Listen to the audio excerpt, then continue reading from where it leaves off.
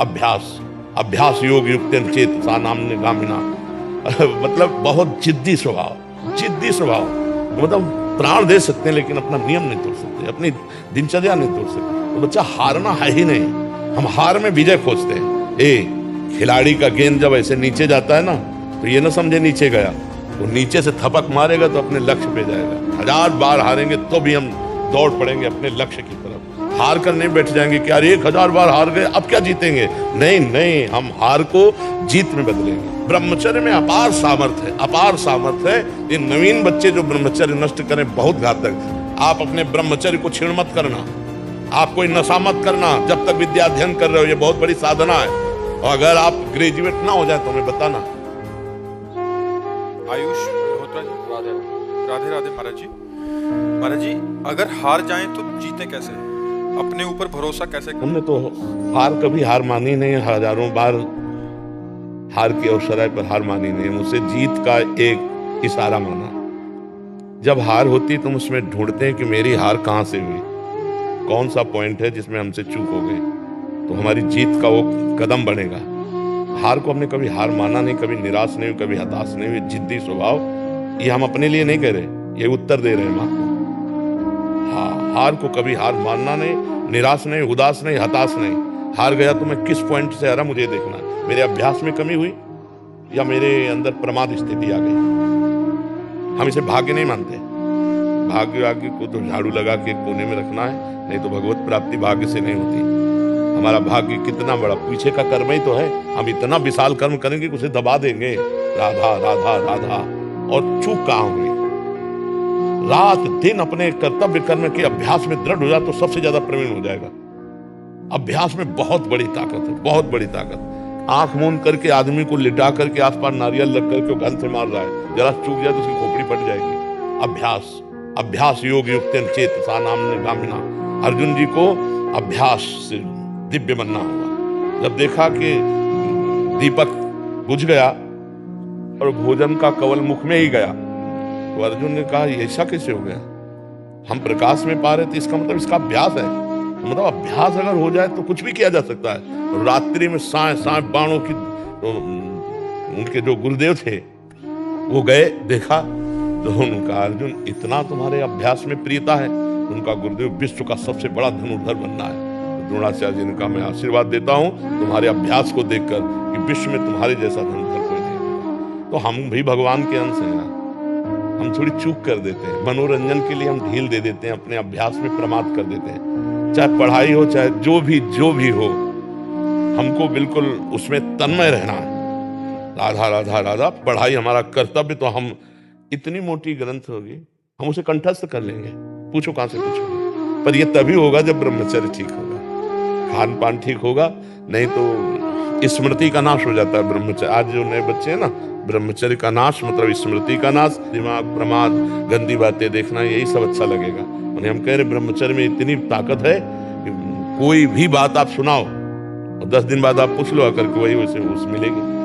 तो हमें लगता है कि जैसे शरीर स्वस्थ है और ब्रह्मचर्य हो, तो बहुत छोटी छोटी किताबें होती, इतने मोटे मोटे ग्रंथ ऐसे पूरे याद हो जाते हैं दिमाग में। एक बार सुनाओ, दिमाग में बैठ गए, क्योंकि स्मृति है। अब नए नए बच्चे गंदी गंदी बातें देखते हैं, गंदा भोजन करते हैं, व्यसन करते हैं, तो उनकी स्मृति पढ़ाई में कहाँ लगेगी, फिर तो गंदी गंदी बातों में लगेगी। फिर जब हार जाते हैं तो सोचते हैं कि शरीर को नष्ट कर दें, क्योंकि ताड़ना मिलती घर से कि इतने पैसे लगाए पढ़ाई में, ऐसा तुम कर दिए। तो माता पिता तो बड़ी मेहनत से कमा कर तुम्हें पढ़ा रहे हैं, तुम व्यसन आदमी में ऐसे। तो हमें लगता है बच्चा कि अगर संयम से चला जाए तो जिस डिपार्टमेंट में हम जान की बाजी लगा कर ऐसा अभ्यास करें, कौन किस में फेल हो जाएंगे। ये बाबागिरी कोई छोटी मोटी युद्ध वाली बात नहीं, बहुत बड़े युद्ध की बात है, बहुत बड़े युद्ध की बात है। ये कोई खिलवाड़ नहीं, जैसे अपने लोग बचपन से आए ना, भूख प्यास गर्मी सर्दी काम क्रोध लोभ मोह मद मत्सर, लोगों की गालियां सामने से। तो हमें हारना नहीं। हम अपने उदाहरण से कहते हैं, अगर हम आज जरा सा अपने को स्वीकार कर लें कि मैं किडनी फेलियर आदमी हूं, तो उठने लायक नहीं हूं, उठने लायक नहीं। हार नहीं मानी, आज भी हार नहीं मानी। हम अपने समय से देखते हैं, हमें उठाओ, हमें स्नान करवाओ, हमें चलो ले चलो, हमारी दिनचर्या चलेगी। मतलब बहुत जिद्दी स्वभाव। मतलब प्राण दे सकते हैं लेकिन अपना नियम नहीं तोड़ सकते, अपनी दिनचर्या नहीं तोड़ सकते। तब जाकर के ये स्वभाव और श्री जी की कृपा तो ये आज जो है दिनचर्या चल रही, नहीं तो बच्चा हारना है ही नहीं। हम हार में विजय खोजते हैं, हमें विजय का वहीं खोज मिली जहां हम हारे, जहां हमें हारने की नौबत आई वहीं खोजा विजय। कहां से? तो सूत्र मिला, विजय का सूत्र मिला हार से। तो हार कोई बुरी चीज नहीं है, निराश नहीं होना चाहिए, हमारी और उछाल होगी। खिलाड़ी का गेंद जब ऐसे नीचे जाता है ना, तो ये ना समझे नीचे गया, वो नीचे से थपक मारेगा तो अपने लक्ष्य पे जाएगा। हम सब भगवान के हाथ के बाल हैं, हमको चिंता नहीं करनी है, बस हमें अभ्यास करना है और भगवान का चिंतन करना। कोई भी कार्य ऐसा दुर्लभ नहीं जो हम कर न सके। हम मनुष्य हैं, भगवान के अंश हैं, हमको हारना नहीं। 1000 बार हारेंगे तो भी हम दौड़ पड़ेंगे अपने लक्ष्य की तरफ। हार कर नहीं बैठ जाएंगे कि यार 1000 बार हार गए अब क्या जीतेंगे, नहीं नहीं, हम हार को जीत में बदलेंगे, तभी बात बनती नहीं। अगर ऐसे तो फिर आदमी बोले ये फसल नष्ट हो गई, हम फेल हो गए, हम हार गए, शरीर छोड़ने से वही 5 स्टार होटल थोड़ी रखा है, या आओ स्वागत है, तो भूत प्रेत बनोगे और परेशान होगे। इसलिए बहुत हिम्मत करके, मनुष्य जीवन संघर्ष का जीवन है। हम तुम तो जीव हैं, भगवान के अंश है। जब भगवान राम जी अवतरित हुए तो आप उनके जीवन चरित्र को पढ़िए। सुबह होने जा रहा है राज्याभिषेक, जय जय मचने जा रही हो, सामय के 14 वर्ष का वनवास, और विशेष उदासी तापस वेश, विशेष उदासी 14 वर्ष राम वनवासी। क्या क्या कष्ट प्रभु को सहना पड़ा, नंगे पैर प्रभु ऐसे जंगल में जहाँ काटे कंकड़, नाना प्रकार के जंगली जंतु, क्या क्या नहीं कष्ट सहा हमारे प्रभु। और वहां पे सिया जी का हरण हो जाता है, ये कितना भीषण युद्ध होता है, कैसे तो आप सोचो जब प्रभु का अवतार संघर्ष में, तो हमारा संघर्ष में लेगा। हम भी तो उनके बच्चे हैं। जब हमारे पिता आते हैं तो उनका जीवन कितना संघर्षमय होता है। आप देखो कृष्ण जी का, देखो संघर्ष में अवतार हो रहा है। कंस के कारागार में राक्षसी पहरेदारों के अंतर्गत उस अंधेरी कोठरी में हथकड़ी बेड़ियों से जकड़े हैं वसुदेव और देव की, वहां पर ब्रह्म परमात्मा का अवतार, जिनका नाम समस्त बंधनों को काट देता है, वो पधार रहे कहा जहां हथकड़ी बेड़ी जकड़ी है। फिर देखो तुरंत चैन नहीं, इतने बालक जो हुए वो तो कंस ने मार डाले। अब इतने श्याम सुंदर को कम से कम भरनेत्र देख ले तो भय लग गया कि इतने सुंदर बालक को कहीं कंस मार दिया। तो बोले प्रभु हम आपसे इस बात की प्रार्थना करते कि हमारे इस भय को दूर कर। तो बोले भयभीत हो तो गोकुल छोड़ आओ। अपने प्राण प्यारे सर्व सुंदर बालक को दूसरी जगह छोड़ने के लिए विवश होना पड़ा।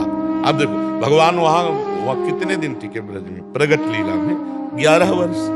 मथुरा से द्वारिका, क्या क्या जो ही मथुरा पहुंचे तो कंस का वध कर दिया था।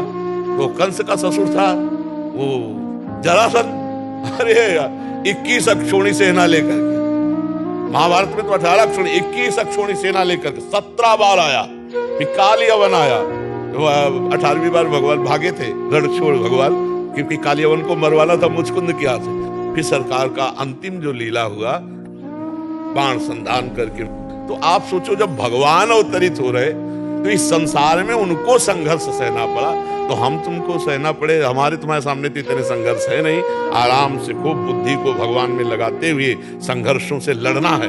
हमें ये नहीं सोचना हाय हाय क्यों विपत्ति आ गई, नहीं, विपत्ति आई है तो हमको उससे गुजरना है, हमको उससे निपटना है। भगवान ने यही अवतार लेकर के सिखाया है। हम धैर्यवान बने, बुद्धिमान बने, पर इसके लिए भगवान का भजन चाहिए। भजन नहीं है तो फिर रुपया पैसा से धैर्य नहीं आता है। ये विवेक रुपया पैसा से बाजार में नहीं मिलता, ये सत्संग और भजन से प्राप्त होता है। विपत्ति दुख और हार को बर्दाश्त करके आगे बढ़ने का जो उत्साह मिलता है वो अध्यात्म से मिलता है, वो लौकिकता में नहीं। जी ये प्रश्न इन्हीं का नहीं है। आजकल के नए बच्चे जो पढ़ रहे हैं या किसी परीक्षा के लिए तैयारी कर रहे हैं या कहीं आर्मी में भी होना है, महाराज जी क्या इतना प्रयास कर लेते हैं तो सक्सेस मिलता नहीं है, फिर उसके बाद बहुत निराशा। हम ये कहते हैं प्रयास में सफलता है। हमारी बात हर विद्यार्थी अगर मान ले, हमें फिर इसका उत्तर दे। आप अपने ब्रह्मचर्य को छीण मत करना, आप कोई नशा मत करना जब तक विद्या अध्ययन कर रहे हो, ये बहुत बड़ी साधना है। और अगर आप ग्रेजुएट ना हो जाए तो हमें बताना। लेकिन 13-13, 12-12 वर्ष के बच्चे कुसंग के कारण, मोबाइल के कुसंग के कारण गंदे गंदे क्रियाएं करने लगे, गंदे गंदे आचरण करने लगे। वे फेल नहीं होंगे तो क्या होंगे? नहीं तो हमारी एक केवल बात समझ ले, ब्रह्मचर्य छीन होने मत देना और कोई नशा मत करना। फिर आपको देखो अपने आप ब्रह्मचर्य आपको पढ़ाई में न लगा दे तो बताना। आपको सच्ची कहते हैं इतना ब्रह्मचर्य में ताकत है कि जैसे चतुरासी जी है तो जो प्यारो करे से है ना, वो ऐसे पीछे से आज वह देखियो तो प्यारी रंग भरी यहाँ जो प्यारो तक जो प्यारों से वहां से वहां, जैसे 100 99 98 97 96 95 94 93 92 91 बचपन में याद की थी गिनती, ऐसे उल्टा और सीधा दोनों तरफ से ग्रंथ याद, अमुक संख्या अमुक संख्या अमुक संख्या अमुक संख्या। हम अगर जिस कार्य में लगे तो उसमें तन्मयता, अब कैसे बताएं, सैकड़ों हजारों बच्चों में फैल गया है हस्तमैथुन, हजारों बच्चों में फैल चुका है। मुख्य कारण यही। हाँ, और मुख्य कारण यही, और डॉक्टर सपोर्ट करते हैं तुम्हारा स्वास्थ्य अच्छा रहेगा। हम अपनी किसानी भाषा में कहते हैं गेहूं की फसल, जो अगर कोई किसान हो, इनमें कोई किसानी जानता हो तो जानना, गेहूं की फसल जब गलेथ में आती है, गलेथ का मतलब होता बाली निकली नहीं, निकलने वाली है, और आप काट लो, ना भूस मिलेगा ना दाना, और 1 महीना और ठहर जाओ, बाली आ जाने दो, दाना पक जाने दो, तो 40 मन गिरेगा के। हम कह रहे हैं 20 वर्ष तक जवानी का गलेथ आता है, उसको ब्रह्मचर्य में रखो, उसको काटो मत, और 20 के बाद जब ब्याह करो तो 20-25 वर्ष तक आप संसार के खेल खेलो, आप देखो कोई परास्त नहीं कर सकता। हम अभी 13, 14, 15, 16, 17 जवानी तो इधर उधर गंदी बातों में, नहीं तो हम कह रहे हैं कि ब्रह्मचर्य में अपार सामर्थ्य है, अपार सामर्थ्य है। ये नवीन बच्चे जो ब्रह्मचर्य नष्ट करें बहुत घातक, जैसे 20-21 के बाद ब्याह हो गया, अब उसके ब्रह्मचर्य कोई परिपक्व अवस्था आ गई, अब वो अगर गृहस्थी में प्रयोग भी करता है अपने ब्रह्मचर्य का तो 10-20 साल उसको चक्कर नहीं आएंगे, कोई परेशानी नहीं होगी। पर एक अपनी मर्यादा से जिसका पाणी ग्रहण किया, अब ऐसे पशुवत आचरण करोगे तब तो फिर नष्ट हो जाओगे। तो ये जो बच्चे फेल हो रहे हैं इनके 2 कारण हैं, ब्रह्मचर्य का नाश और व्यसन। तो माता पिता के आचरण भ्रष्ट होने के कारण बच्चों के आचरण और भ्रष्ट होते चले जा रहे हैं। इसीलिए शिक्षा तो है ही नहीं महाराज जी, कहीं ना स्कूल में सिखाया जाता है हमें, ना समाज में सिखाया जाता है। ये ऐसे शिक्षा महाराज जी आप दे रहे हैं तो समझ आ रही है, तो बड़ा महाराज जी माता पिता सिखा नहीं सकते, बाहर दोस्त आदि हैं वो तो और परमात्मा में घुसा दें ऐसा। हाँ, जैसे हम लोग स्कूल जाते थे तो हम लोगों को अलग से मक्खन अम्मा देती थी, पढ़ाई है, बच्चों की बुद्धि लगती है। अब चाउमीन खा के स्कूल जाते हैं या 1 लीटर बटा और 2 रोटी शाम की बनी हुई, और जब मीसो तो पूरा वैसे खस्ता की तरह जल्दी से सुबह पाया और दौड़ लगा के 3 किलोमीटर स्कूल था, स्कूल गए तो वो सब पच जाता था और पौष्टिकता थी। अरे आज के बच्चे देखो ना, चाय पीते हैं प्रारंभ में ही, चाय ये 40 के बाद की बात है, या जो बहुत दिमागी कार्यों में लगे हुए हैं जैसे कंप्यूटर आदमी, और दिमाग थकान हो रही, थोड़ी सी चाय ले ली। अब नए बच्चे चाय की जरूरत है, और वो सुबह बेड टी चाहिए उनको, 9 बजे तक सो के उठ रहे हैं, बेड टी पी, और उनके खान पान क्या होते हैं। इसके बाद जो स्कूल में हमारे तो वो बताते थे संस्कृत के जो थे कि ब्राह्मी लेकर पीना चाहिए जिससे स्मृति शक्ति पुष्ट होती है और ब्रह्मचर्य पुष्ट होता है। तो ऐसा खान पान रहता था। अब खान पान में क्या रह गया, आप देखो खान पान में क्या रह गया। तो हमारे बच्चों की भविष्य खतरे पे है। जब कभी बच्चे खड़े होते हैं आकर ना, कि उनको 2 शब्द में यही समझाते हैं, हमारी इतनी बात मान लो, गर्लफ्रेंड बॉयफ्रेंड इससे बचो, अभी ये अवस्था नहीं है। हम कहते हैं दोस्त बनाना पाप नहीं है, लेकिन दोस्त के साथ पाप करना पाप है। दोस्ती बना, दोस्ती कर लो। अगर आपको ऐसा लगता है कि हम दोनों दोस्त आजीवन रहे, तो अपने माता पिता से स्वीकृति लेकर पाणी ग्रहण करके बाद में पहले पढ़ो लिखो, नौकरी पेशा में आओ, दोनों दोस्त बने रहो, गंदा आचरण मत करना, और फिर पाणी ग्रहण करके फिर ब्याह करके, तो वो संबंध जीवन भर निर्वाह होगा। और ये जो पहले ही 10 दिन ये बॉयफ्रेंड ब्रेकअप, फिर 10 दिन वो बॉयफ्रेंड ब्रेकअप, ये हो क्या रहा है भैया? ये क्या हो रहा है? क्या चरित्रहीनता का खेल खेला जा रहा है? ये बॉयफ्रेंड गर्लफ्रेंड है, कहाँ है? मतलब अभी स्कूल चले थे पढ़ने के लिए और ये शुरू कर दिया तो हो गया बॉयफ्रेंड गर्लफ्रेंड। इसी में सब हेरा रही हमारी समाज।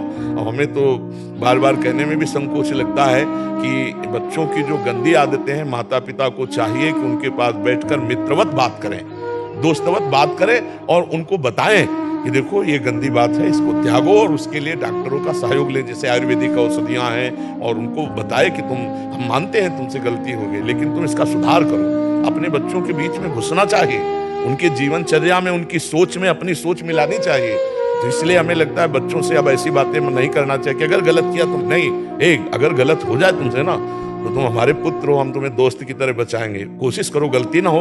अगर गलती होगी तो तुम्हारी गलती में हम सम्मिलित रहेंगे, हम तुम्हारे दोस्त भी। तो बच्चे का उत्साह बनता है, वो अपनी हर बात माता पिता से शेयर कर सके तो बच सकता है। पर ऐसा प्रायः माता पिता नहीं होते हैं, प्रायः भय प्रदान कर देते हैं। हमें लगता है भय की वृत्ति से आप बच्चों को नहीं बचा सकते, प्यार की वृत्ति से बचा सकते हो, भय वृत्ति से नहीं बचाया जा सकता। और ये बहुत बड़ा रोग है, आपको हम कैसे बताएं। एक 13 वर्ष का बच्चा खड़ा होना मुश्किल हो गया, अब बच्चे हैं, उनको तो कुछ समझ में नहीं आ रहा, उनको तो लग रहा है सुख का साधन है, और वो 8-8 10-10 बार तो खड़े होना मुश्किल हो गया। तो हमें लगता है यार बच्चों को बचाओ। तभी हमारे भारत की जो पीढ़ी है वो इन्हीं में कोई एमएलए है, इन्हीं में कोई सांसद बैठा हुआ है, इसी में कोई महात्मा बैठा हुआ है। मान लो अपने लोग इस